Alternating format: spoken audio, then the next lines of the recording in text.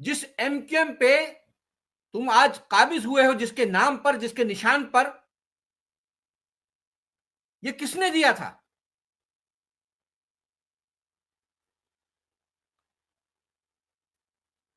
اگر وہ رہنما نے نہیں دیا تھا تو کس نے دیا تھا؟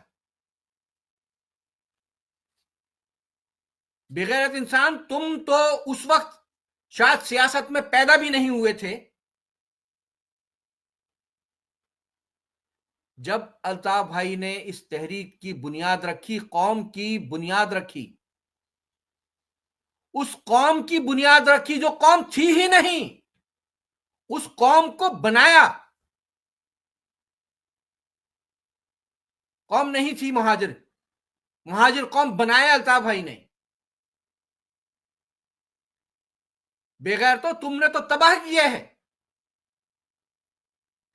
کیا یہ 90 کے ٹیلی فون بورڈ پر بیٹھنے والا یہ 2 کا یہ ٹیلی فون آپریٹر، کیا اس کی اوقات تھی کہ یہ ایم پی اے بن سکتا، یہ وزیر بن سکتا، یہ کراچی کا ناظم بن سکتا،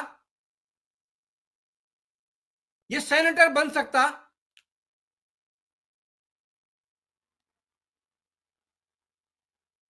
آج یہ قوم کے رہنما بننے کا دعویٰ کرتے ہیں بے غیرت۔ یہ ایم کیو ایم، یہ پرچم جو مہاجر قوم کی شناخت ہے، اس بے غیرت نے کہا کہ میں ایم کیو ایم کو دفن کرنے آیا ہوں۔ اس کے بیانات ریکارڈ پر ہیں، اور یہ اسی لیے آیا تھا کہ ہم کوئی چھپ کر سازش نہیں کر رہے، بلکہ ہمیں ایم کیو ایم کو نیست و نابود کرنا ہے، دفن کرنا ہے۔ یہ اس کے اعلانات ہیں، اس فرعون کے، اس بے غیرت شخص کے،